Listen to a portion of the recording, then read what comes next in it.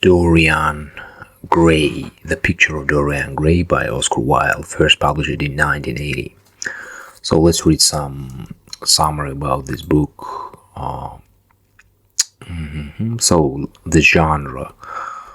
The Picture of Dorian Gray by Oscar Wilde is primarily classified as a philosophical novel, but it also falls under the genre of gothic fake fiction and decadent literature. Sorry if I'm mispronouncing some words. I have broken English here. It combines elements of moral exploration, psychological introspection, and supernatural elements within narrative structure. So the summary of this book, The Picture of Dorian Gray by Oscar Wilde, tells the story of a young man named Dorian Gray who remains eternally youthful while a portrait of him ages and bears the burden of his sins.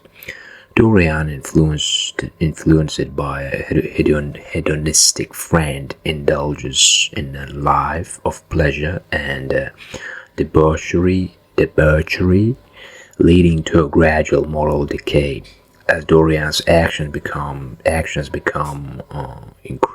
increasingly wicked, the portrait reflects his inner corruption while he himself maintains a flawless appearance. The novel explores themes of vanity, morality, and the consequences of pursuing an immoral existence. So, in simple words, it seems this book about that the hero of this book have good good side and dark side, as each person do. Let's read chapter 1. In this 1 hour we will not read the whole book, of course, but we will try to understand at least a little bit. So, chapter 1. The studio was filled with the rich odor of roses, and when the light summer wind stirred amidst the trees of the garden, there came through the open door the heavy scent of the lilac. Oh my God! It was published in 19th century, and I guess it's gonna be many like old-fashioned vocabulary that I don't have a clue. And sorry in advance for mispronunciation. So, okay, again, the studio was filled with a rich odor of roses, and when the light summer wind stirred them amidst the trees of the garden, there came through the open door the heavy scent of the lilac, or the more delicate perfume of the pink flowering thorn. From the corner of the divan of the Persian saddlebags on which he was lying, smoking as usual innumerable cigarettes, Lord Henry Wotton could just catch the gleam of the honey-sweet and honey-colored blossoms of the laburnum, whose tremulous branches seemed hardly able to bear the burden of beauties of flame like as their tears, and now and then the fantastic shadows of birds in flight flitted across the long tissue silk curtains that were stretched in front of the huge window, producing a kind of momentary Japanese effect, and making him think of those pallid jade-faced painters who, in art that is necessarily immobile, seek to convey the sense of swiftness and motion. The sullen murmur of their beasts shouldering their way through the long unmown grass, or circling with monotonous insistence around the black crocketed spires of the early June hollyhocks seemed to make the stillness more oppressive, and the dim roar of London was like the burdened note of a distant organ. In the center of the room, clamped between a upright easel, stood the full-length portrait of a young man of extraordinary personal beauty, and in front of it, some little distance away, was sitting the artist himself, Basil Hallward, whose sudden disappearance some years ago caused at the time such public excitement and gave rise to so many strange conjectures. As he looked at the gracious and comely form he had so skillfully mirrored in his art, a smile of pleasure passed across his face and seemed about to linger there. But he suddenly started up and, closing his eyes, placed his fingers upon the lids as though he thought to imprison within his brain some curious dream from which he feared he might awake. It is your best work, Basil. The best thing you have ever done, said Lord Henry languidly. You must certainly send it next year to the Grosvenor. The Academy is too large and too vulgar. The Grosvenor is the only place. I don't think I will send it to anywhere, he answered, tossing his head back in that odd way that used to make his friends laugh at him at Oxford. No, I won't send it anywhere. Lord Henry elevated his eyebrows and looked at him in amazement through the thin blue wreaths of smoke that curled up in such fanciful whorls from his heavy opium-tainted cigarette. Not send it anywhere, my dear fellow. Why? Have you any reason? What odd chaps you painters are. You do anything in the world to gain a reputation. As soon as you have one, you seem to want to throw it away. It is silly of you, for there is only one thing in the world worse than being talked about, and that is not being talked about. A portrait like this would set you far above all the young men in England, and make the old men quite jealous, if old men ever capable of any emotion. I know you will laugh at me, he replied, but I really can't exhibit it. Sorry, somehow he has this voice. I have put too much of myself into it. Lord Henry stretched his long legs out in the divan. Let's check out pronunciation. I know other words also not perfect, but sometimes I have to. I'm not lazy and checking pronunciation. Yeah. So divan. Okay, divan. So Lord Henry stretched his long legs out on the divan and shook with laughter. Yes, I knew you would laugh, but it's quite true all the same. Too much of yourself in it. Upon my word, Basil, I didn't know you were so vain. And vain, it's mean. Vain, it's mean. Like stupid, something. Unsuccessful, of no value. Like a loser. Yeah, polite way to say loser. Vain, yeah. Vain. Why pronunciation is so fucking weird? What about UK pronunciation? Vain. Vain? Yeah, kind of okay. Vain? Yeah. If you want to call someone loser, but in a polite way, you can call him a vain. Yeah, a vain. So, it was commercial break for new vocabulary. So let's continue our journey. Uh-huh.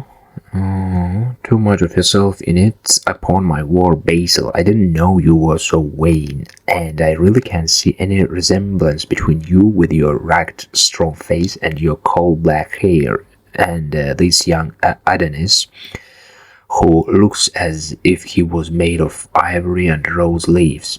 Why, my dear Basil, he's a narcissus, and you, well, of course, you have an intellectual expression and all that. But beauty, real beauty, ends where an intellectual expression begins. Yeah, good point. I have to, I like to highlight some word from the books, and let's quote this one. Let's highlight this one, and I will read this nice quote again. So, but beauty, a real beauty, ends where an intellectual expression begins. But why? I thought in another way that beauty related with intelligence, but it has opposite meaning. But beauty, real beauty, ends where an intellectual expression begins. Interesting. I will continue reading. Intellect is in itself and the exaggeration and destroys the harmony of any phase. Interesting.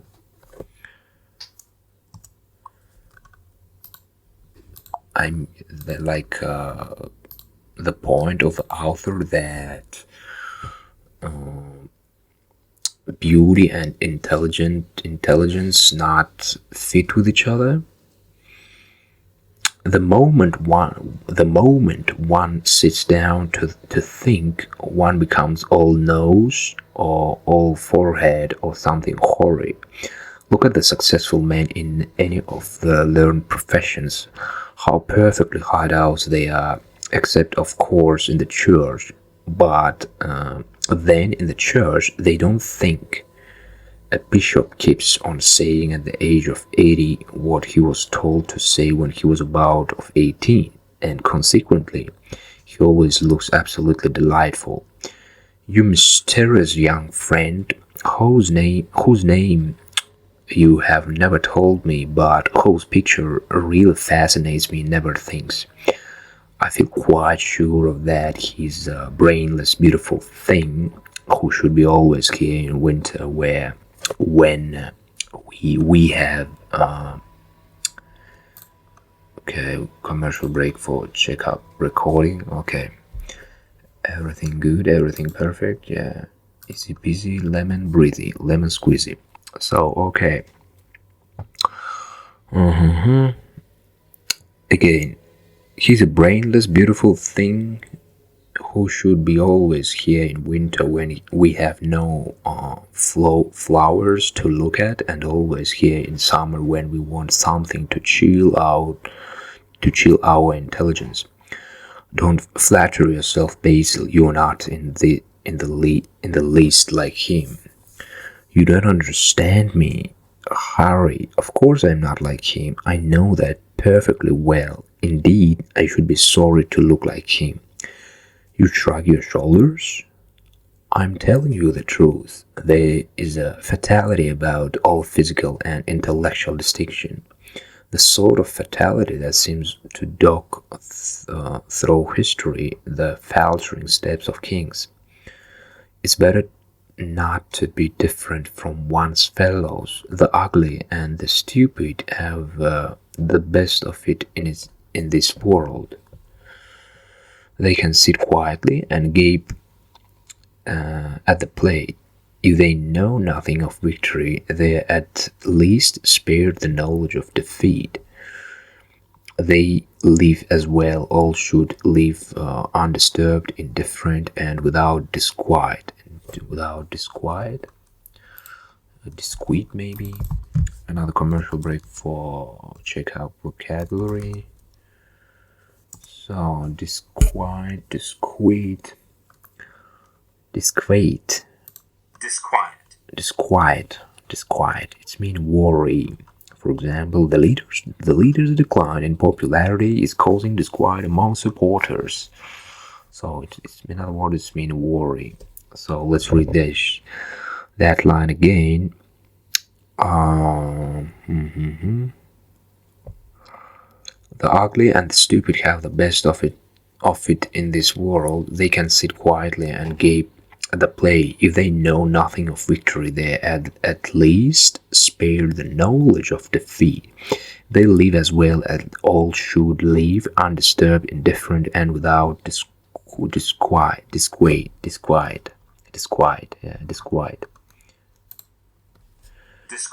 Disquiet. In other words, stupid and ugly people live without worrying about anything.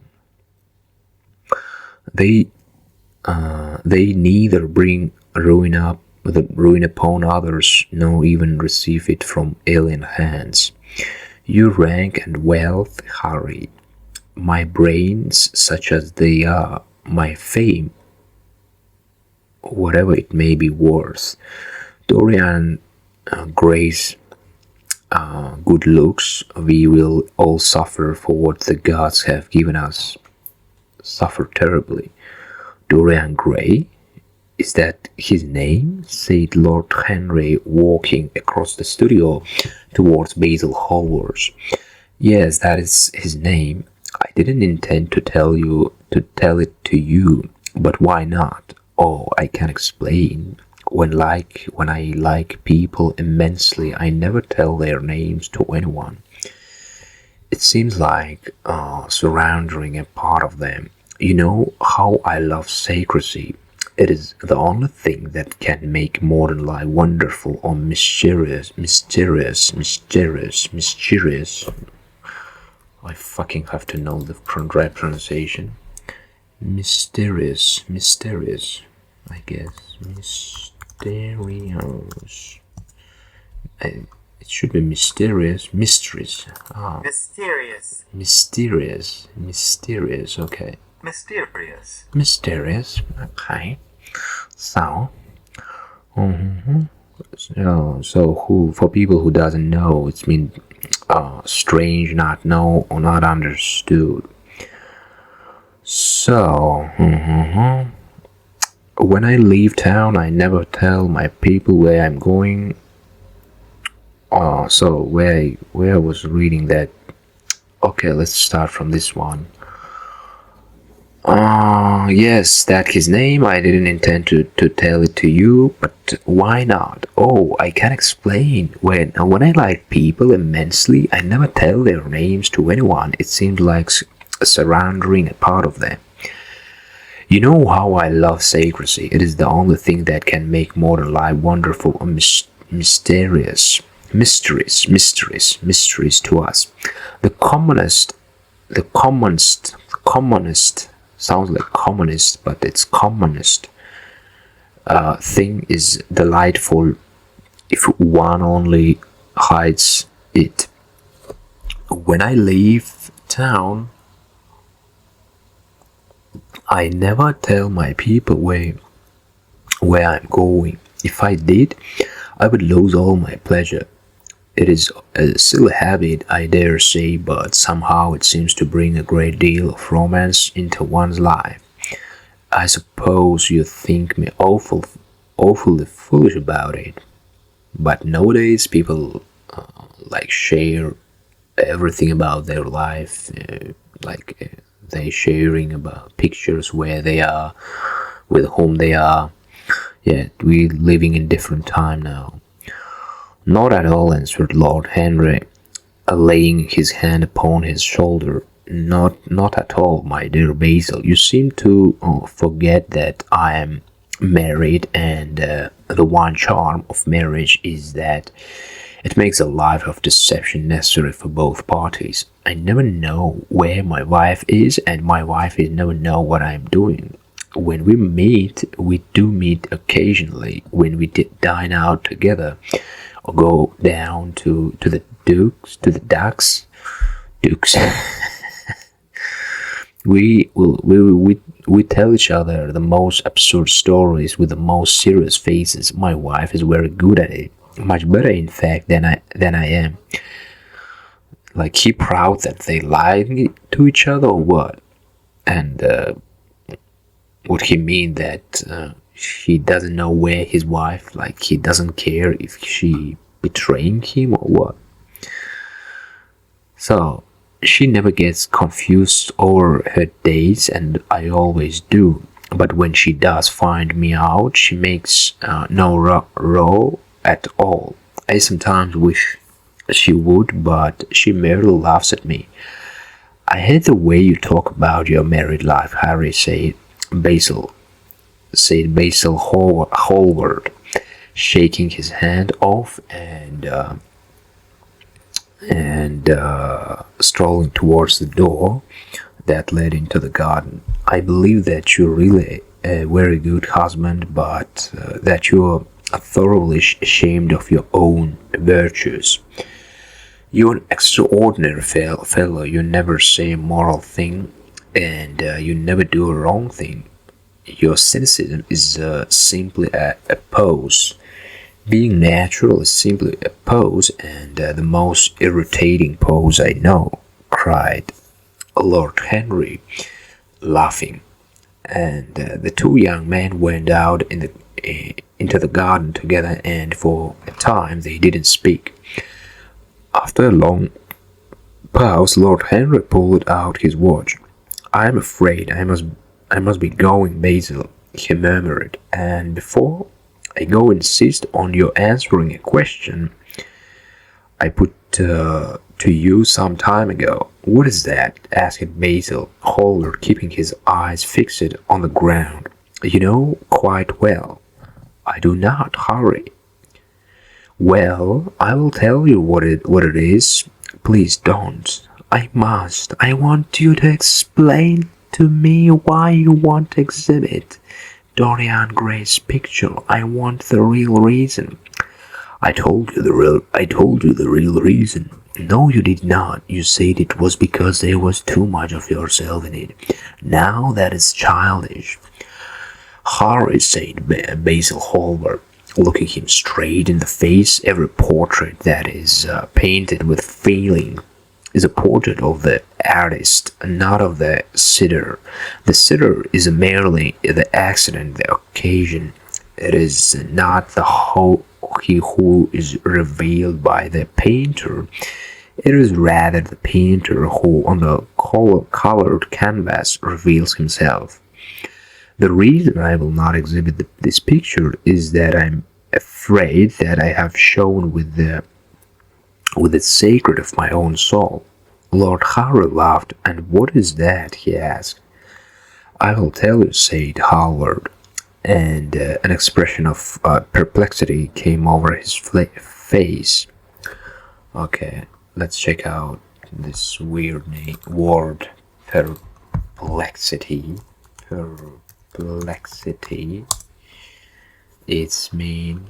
So let's check out pronunciation. Perplexity. Perplexity. Perplexity. So it's mean a state of confusion or complicated and difficult situation or thing. For example, she stared at the instruction booklet in a complete perplexity. Or another sentence, the perplexities of life. In other words, it's being confused. Like another synonym for being confused. It's a noun. Perplexity. Confusion, yeah. In other words, it's confusion, yeah. We're not just reading, we're learning new words, yeah. If you're a native speaker, but I think even native speakers don't know, a lot, don't know all words. I never heard this word in in some podcast or stuff like that. And anyway, we have to know old-fashioned words as well. But this one looks like academical one, philosophical. So perplexity mean like being confused. All right. So where that perplexity was. 2 years later. So perplexity. Okay, let's start from the beginning. Chapter number 1. No, I'm kidding. So Harry said Basil Hallward, looking him straight in the face. Every portrait that is painted with a feeling is a portrait of the artist, not of the sitter. The sitter is merely the accident, the occasion. It is not he who is revealed by the painter. It is rather the painter who, on the colored canvas, reveals himself. The reason I will not exhibit this picture is that I am afraid that I have shown with the sacred of my own soul. Lord Harry laughed. And what is that? He asked. I will tell you, said Hallward, and an expression of perplexity came over his face. In other words, his face was confused. So, I'm all expectation, Basil, murmured his companion, looking at him. Oh, there is really very little to tell, Harry, answered the young painter, and I'm afraid you will hardly understand it. Perhaps you will hardly believe it. Lord Henry smiled and, leaning down, plucked a pink petal daisy from the grass and examined it. I'm quite sure I shall understand it, he replied, gazing intently at the little golden white feather disc. And I can't believe anything, provided that it is incredible. The wind shook some 1 minute. The wind shook some blossoms from the trees, and the heavy lilac blooms with their clustering stars moved to and fro in the languid air. A grasshopper began to chirp in the grass, and a long, thin dragonfly floated by on its brown gauze wings. Lord Henry felt as if he could hear Basil Hallward's heart beating, and he wondered what was coming. Well, this is incredible, repeated Hallward rather bitterly. Incredible to me at times. I don't know what it means. The story is simply this. 2 months ago, I went to a crush at Lady Brandon's. We poor painters have to show ourselves in society from time to time, just to remind the public that we are not savages. A good one. With an evening coat and a white tie, as you told me once, anybody, even a stockbroker, can gain a reputation for being civilized. Well, after I had been in the room about 10 minutes, talking to huge overdressed dowagers and tedious academicians, I suddenly became conscious that someone was looking at me. I turned halfway round and saw Dorian Gray for the first time. When our eyes met, I felt that I was growing pale. A curious instinct of terror came over me.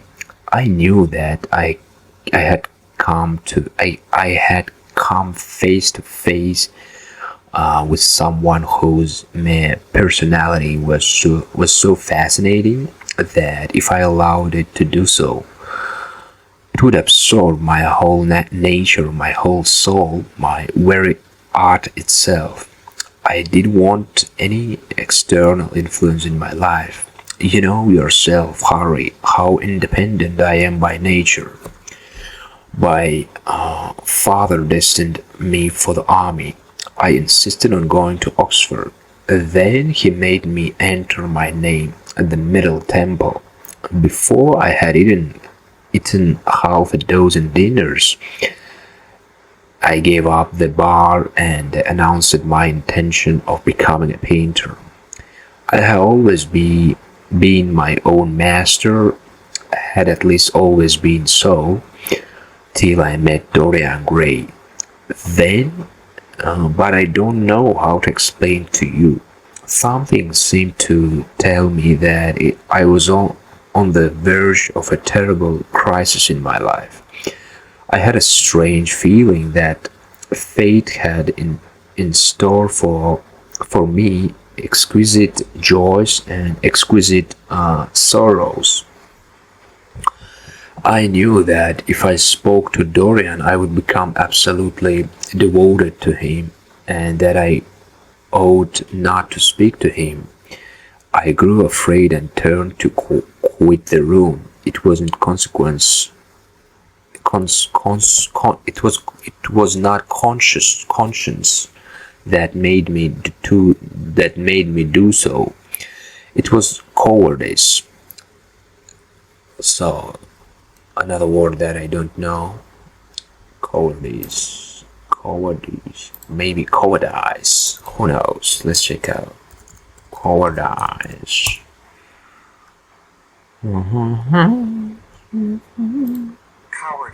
Cowardice, yeah, cowardice. It's mean to behavior of someone who is not all brave and tries to avoid danger. Okay, another word being pussy. Cowardice. Okay, cowardice. But I think nowadays, like people calling it like it's people still using this one, yeah, and calling just like coward. I think, yeah. This one is a noun, so let's continue our Dorian Gray exploring. But for now, it looks like the beginning of a gay porn movie. Like one man talking about the secrecy and shit like that about another Dorian Gray philosophical gay book. Okay, anyway. So conscience and cowardice really the same thing. Basil Conscience is the trade name of the firm. That is all. What is conscience? And conscience or I know consciousness, but this one it's like first time I see. It's like a character so weird. SC conscience. The part of you that judges how moral your own actions are and makes you feel guilty about bad things that you have done or things you feel responsible. Like feel yourself like a guilty. Conscience. There's no another definition. The feeling that you know and you should do what is right and should avoid doing what is wrong, and that makes you feel guilty when you have done something you know is wrong. Another word, it looks like the synonym of being moral, I guess, yeah. Conscience. Okay. Alright, conscience.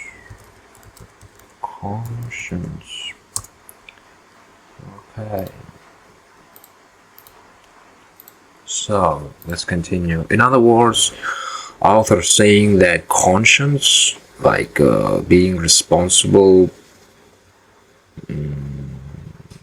for your actions, like what is bad and good, is the same like being pussy. Interesting. But maybe with my broken English, I didn't get this like completely. So I don't believe that, Harry. However, whatever was my motive, and it may have been pride, for I used to be very proud. I certainly struggled to the door. There, of course, I stumbled against Larry Brandon. "You're not going to run away so soon, Mr. Hallward," she screamed out. You know, her shrill, horrid voice. "Yes, she's peacock in everything but beauty," said Lord Henry, pulling the daisy to bits with his long, nervous fingers. "I didn't get Dorian Gray. Is it male or female?" I could not get rid of her. She brought me up to royalties, and people with stars and garters, and elderly ladies with gigantic tires and hooked noses. She spoke of me as her dearest friend. I had only met her once before, but she took it into her head to Leonize me. I believe some picture of mine had made a great success at the time, at least had been chattered about in the penny newspapers, which is the 19th century standard of immortality. Suddenly, I found myself face to face with a young man whose personality had so strangely stirred me. We were quite close, almost touching. Our eyes met again. Oh la la! It was made of me. It was mad of me. But I asked Larry Brandon to introduce me to him. Perhaps it was not so mad after all. It was simply inevitable. We would have spoken to each other without any introduction. I am sure of that. Dorian told me so afterwards. He too felt that we were destined to know each other. And how did Lady Brandon describe this wonderful young man? I know she goes in for giving a rapid precise of all her guests. So precise, what is it? Maybe precise.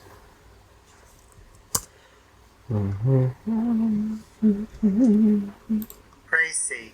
Praisey. Praisey. Praisey. Praisey. Yeah. American accent is not straight, and British very straight. Yeah. So Praisey. it's mean a short form of a text that gives only the important. Oh, in other words, it's like a summary, I guess. Yeah, summary of something. Yeah, precise. It's like a synonym of summary. Yeah. What I like about reading that every time, even I think if you're learning English language 10 years or more, you always find out new vocabulary. You're always learning new things, and that's the beauty about learning new languages. Every day you're learning something new. So, what was that about?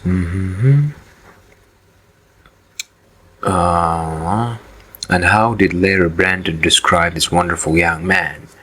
I know she goes in for giving a rapid precise of all her guests.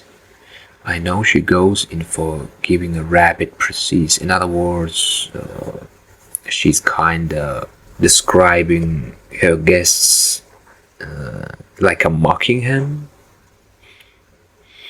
I remember her bringing me up to a most truculent and red-faced old gentleman covered all over with orders and ribbons, and hissing into my ear in a tragic whisper which must have been perfectly audible to everybody in the room, something like, "Sir Humpty Dumpty, I've got frontier Russian intrigues, very successful man, wife killed by an elephant."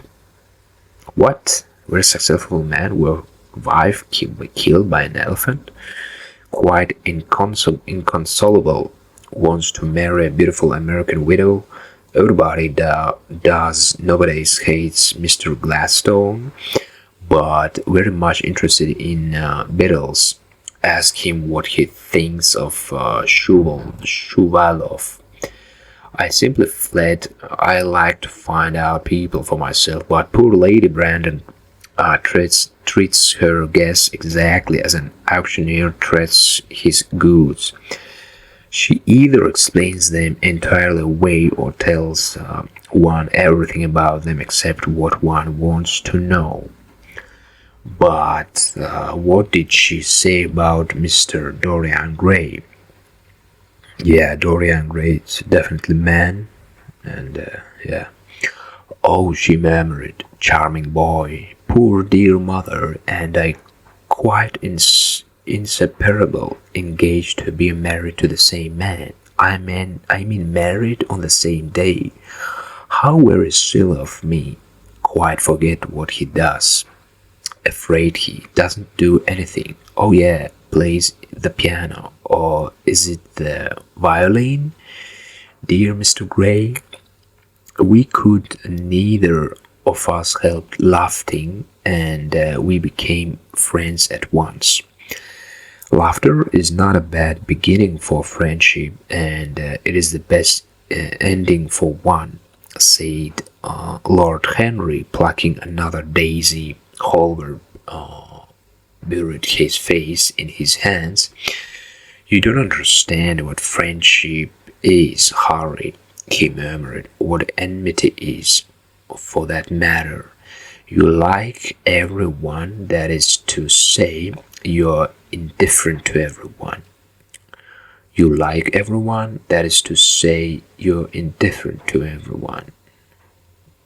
How horribly unjust of you, cried Lord Henry, tilting his head back and looking up at the little clouds that were drifting across the hollowed turquoise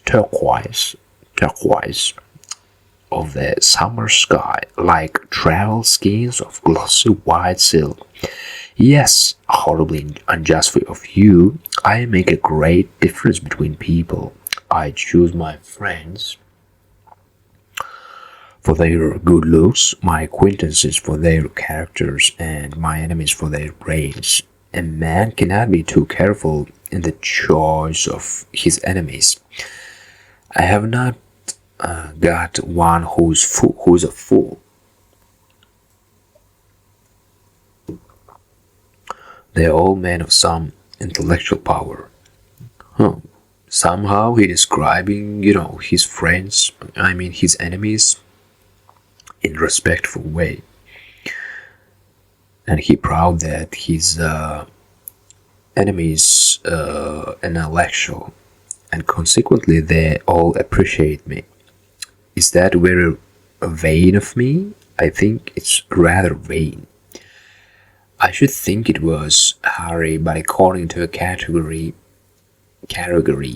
I must be merely an acquaintance. My dear old Basil, you're much more than an acquaintance, and much less than a friend. A sort of brother, I suppose. Oh, brothers, I don't care for brothers. My elder brother won't die, and my younger brother seems never to do anything else. Harry, my dear fellow, I'm not quite serious, but I can't help detesting my relations. I suppose it comes from the fact that we can't stand other people having the same faults as ourselves. I quite sympathize with the rage of English democracy against what they call vices of the upper classes. They feel that drunkenness, stupidity, and immorality should be their own special property, and that if any of us makes any ass of himself, and an ass of himself, he's poaching on their preserves. When poor Southwark got into the divorce court, their indignation was quite magnificent. And yet, I don't suppose that 10% of the lower orders live correctly. I don't agree with you a single word that you have said, and what is more, Harry, I don't believe you do either. Lord Harry stroked his pointed brown beard and tapped the toe of his patent leather boot with a tasseled malacca cane. How English you are, Basil. If one puts forward an idea to a real Englishman, always a rash thing to do. He never dreams of considering whether the idea is right or wrong. The only thing he considers, if any importance, is whether one believes it oneself. Now, the value of an idea has nothing whatsoever to do with the sincerity of the man who expresses it.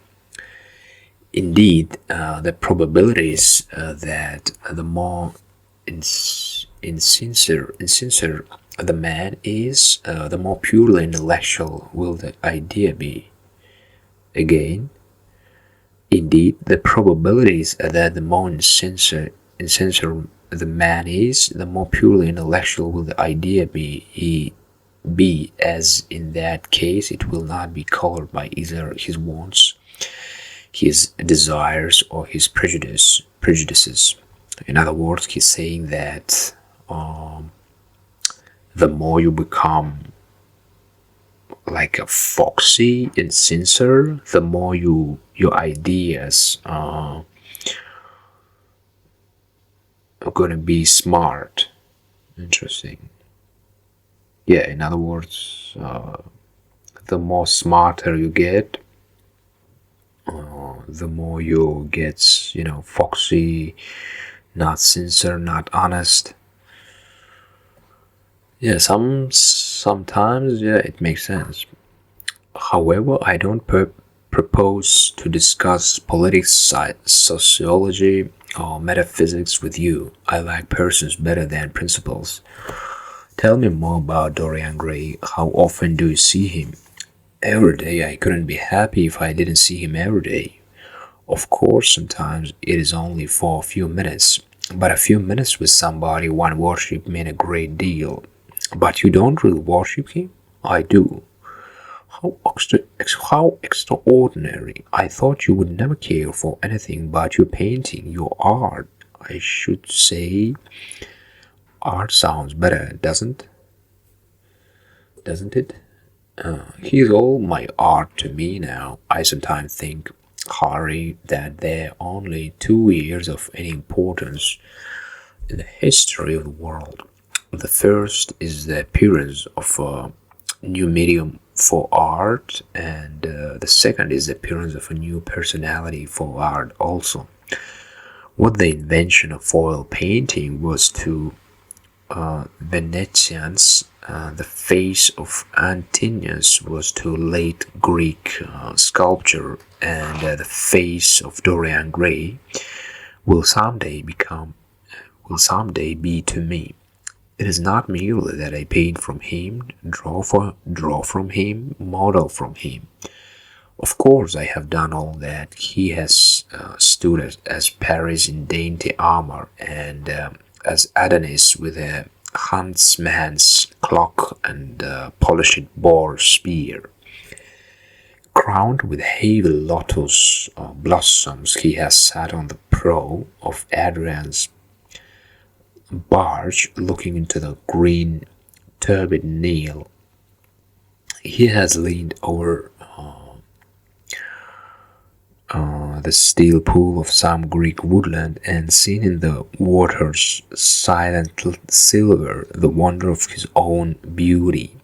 But he is much more to me than that. I wouldn't tell you that I'm dissatisfied with what I have done of him, or that his beauty is such as that art cannot express it. There is nothing that art cannot express, and I know that the work I have done since I met Dorian Gray is good work, is the best work of my life. But in some curious way. I wonder, will you understand me? His personality has suggested me to an entirely new manner in art and an entirely new mode of style. I see things differently. I think of them differently. I can now recreate life in a way that was hidden from me before. A dream of form in days of thought. Who is it who says that? I forget, but it is what Dorian Gray has been to me. The merely visible presence of his lad, for he seems to me little more than a lad, though he's really over 20, his merely visible presence. I wonder, can you realize all that means? Unconsciously, he defines for me the lines for of a fresh school, or school that is to have in itself all the passion of the romantic spirit. So, it is not, of course, the whole book I read, and for now, I can say that. I mean, it's hard to get to the point. What's the moral?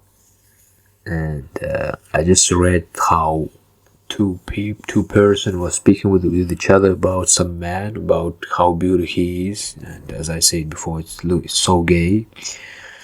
So let's ask ChatGPT to give us, some moral about this, the whole stuff. So, of course, it's better to read the whole book and make, the summary, the conclusions by ourselves. But in this 1 hour, it's not, possible to read the whole book. So, we're gonna ask ChatGPT, what is the moral of this book? What's the moral of this book, and how it is can be used in real life. Give me an example. I like to ask this kind of question in order to make it, even though that it's philosophical, to make it more practical. So the answer from ChatGPT is the moral of the Dorian Gray revolves around the destructive nature of vanity, hedonism, and the pursuit of an amoral existence. It serves as a cautionary tale about the consequence of living solely for pleasure without regard for the moral implications of one's actions. In real life, the moral of the book can be implied by reminding individuals to consider the long-term effects of their choices and behaviors. For example, let's say the person who becomes obsessed with their outward appearance and seek constant validation through physical beauty. They engage in extreme measures such as cosmetic surgery or unhealthy lifestyle habits to maintain their youthful appearance. Over time, they neglect developing their character, relationships, and personal growth. Applying the moral of the picture of Dorian Gray in this context would involve recognizing the importance of balance and inner qualities over superficial aspects. It encourages individuals to prioritize person it encourages individuals to prioritize personal values, ethics, and meaningful experiences rather than being consumed by external appearances or immediate gratification. By embracing a more balanced and holistic approach to life, one can avoid the pitfalls of vanity and hedonism, leading to a more fulfilling and more morally grounded existence. Yeah, in other words, this book teaches us to search meanings in our actions with and do not make priority to showing off, being consumer. Especially nowadays it is popular just buy stuff just for showing off for no reason sometimes. And before doing something in like any action, you have to ask yourself what's the meaning of that. It is like have real benefit to you, or it is just or you just following the masses, or you just want to showing off in front of others.